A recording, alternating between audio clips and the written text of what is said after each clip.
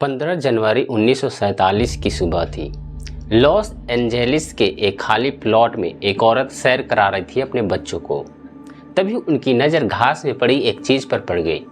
पहले उसे लगा शायद कोई टूटी हुई पुतली है या मैनीक्विन का हिस्सा, लेकिन जैसे ही वो पास गई उसकी चीखें निकल गई। वो एक इंसान की लाश थी। एक 22 साल की लड़की का शरीर बीच से 2 हिस्सों में कटा हुआ, पूरी तरह से खून निकाला जा चुका था। मतलब उसे कहीं और मारा गया था और फिर लाश को यहाँ सजा कर रखा गया था। सजा कर, जैसे कातिल चाहता था कि पुलिस उसे इस हालत में ही पाए। 78 साल बीत चुके हैं, हजारों सस्पेक्ट्स, सैकड़ों झूठे कन्फेशन, और आज तक कातिल का नाम कोई नहीं जानता।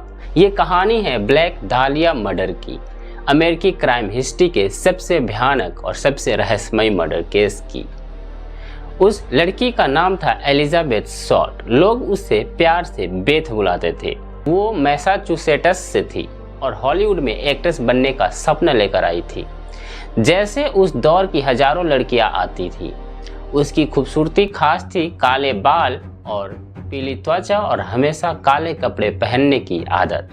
यही वजह थी कि बाद में मीडिया ने उसे नाम दिया ब्लैक डालिया, उस साल आई एक फिल्म द ब्लू डालिया से प्रेरित होकर। लेकिन हकीकत में एलिजाबेथ की जिंदगी उतनी ग्लैमरस नहीं थी। कोई अस्थायी घर नहीं, अलग अलग शहरों में भटकना, अलग अलग लोगों के साथ रिश्ते और पैसों की तंगी। मर्डर से कुछ हफ्ते पहले वो लॉस एंजलिस में ही थी और उसे आखिरी बार 9 जनवरी को एक होटल के बाहर देखा गया था। फिर 6 दिन तक उसका कोई आता पता नहीं चला और फिर 15 जनवरी को वो लाश के रूप में मिलती है। पुलिस जब मौके पर पहुंची, जो उन्होंने देखा उसे अनुभवी डिटेक्टिव्स को भी झकझोर दिया। लाश को कमर से 2 हिस्सों में काट गया था, बड़ी सफाई से, जैसे किसी सर्जन या ऐसे शख्स ने किया हो जिसे शरीर की एनाटॉमी की जानकारी हो। चेहरे पर गहरे कट के निशान थे जो मुंह को कान तक चीर रहे थे, जिसे बाद में ग्लासगो स्माइल कहा गया। शरीर पर टॉर्चर के निशान थे जो बताते थे कि मौत से पहले उसे कई घंटों तक यातना दी गई थी। और सबसे डरावनी बात, पूरे शरीर से खून पूरी तरह निकाला जा चुका था, यानी उसे कहीं और मारा गया, लाश को धोया गया और फिर बड़ी सावधानी से इस खुले प्लॉट में रखा गया। ये कोई इम्पल्सिव क्राइम नहीं था, ये किसी ठंडे दिमाग की प्लानिंग थी। लॉस एंजेलिस के अखबारों ने इस केस को हाथों हाथ लपक लिया। ब्लैक डालिया की कहानी हर फ्रंट पेज पर छापने लगी।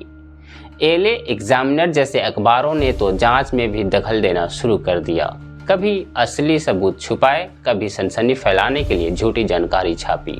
इस पब्लिसिटी का एक अजीब साइड इफेक्ट हुआ। पुलिस के पास 60 से ज़्यादा लोग खुद आपस में कन्फेस करने लगे कि मैंने मर्डर किया है। ज़्यादातर अटेंशन सीकिंग लोग थे, जो मानसिक रूप से बीमार, कुछ बस बदनाम होना चाहते थे। हर कन्फेशन की जांच हुई, लेकिन कोई भी सच साबित नहीं हुआ। इतने शोर में असली सुराग कहीं दब गए। सालों की जांच में कई नाम सामने आए। एक डॉक्टर जिसकी सर्जिकल स्किल्स को काटने के तरीके से मेल खाती थी, एक पूर्व पुलिसकर्मी जिसका एलिजाबेथ से पहले कोई कनेक्शन बताया गया, और एक बिजनेसमैन जिसकी बेटी ने दशकों बाद दावा किया कि उसका पिता ही उसकी असली कातिल है। उसने इस पर पूरी एक किताब भी लिखी, लेकिन इनमें से किसी के खिलाफ भी पक्का कोर्ट में टिकाने लायक सबूत नहीं मिला। डीएनए टेस्टिंग तब मौजूद नहीं थे, फॉरेंसिक साइंस बहुत लिमिटेड था और मीडिया के दखल ने असली इन्वेस्टिगेशन को और उलझा दिया। आज भी हर कुछ सालों में कोई न कोई किताब या डॉक्यूमेंट्री आती है जो एक नया असली कातिल होने का दावा करती है, लेकिन कोई भी थ्योरी 100% साबित नहीं हो पाई। इस केस की अनसुलझे रहने की कई वजह हैं। उस दौर की फॉरेंसिक तकनीक आज जितनी एडवांस नहीं थी। मीडिया की दखलंदाजी ने असली सबूतों को दूषित कर दिया। एलिजाबेथ की खुद की ज़िंदगी में इतने अलग अलग लोग और शहर जुड़े थे कि सस्पेक्ट्स के लिस्ट बहुत लंबी हो गई। और सबसे बड़ी बात, कातिल इतना सावधान था कि कोई ठोस सबूत पीछे नहीं छोड़ा। LAPD की फाइल आज भी टेक्निकली ओपन है, यानी केस अभी बंद नहीं हुआ है, लेकिन इतने साल बाद हकीकत में इसके सुलझने की उम्मीद लगभग खत्म हो चुकी है। एलिजाबेथ शॉर्ट सिर्फ 22 साल की उम्र की थी। उसका सपना था हॉलीवुड में नाम कमाना, लेकिन आज वो जानी जाती है सिर्फ अपनी मौत के लिए, एक ऐसे मर्डर के लिए जिसका कातिल कभी नहीं पकड़ा गया। ब्लैक डालिया का केस हमें याद दिलाता है कि क्राइम हिस्ट्री में हर कहानी का सुखद अंत नहीं होता। कभी कभी सवाल हमेशा सवाल ही रह जाते हैं। आपको क्या लगता है, क्या ये केस कभी सुलझ पाएगा? कमेंट में हमें ज़रूर बताइएगा। अगर आपको ये वीडियो पसंद आया हो तो लाइक करें, चैनल को सब्सक्राइब करें और ऐसे ही वीडियो देखने के लिए बने रहिए। मिलते हैं किसी नए वीडियो में नए टॉपिक के साथ, तब तक के लिए बाय।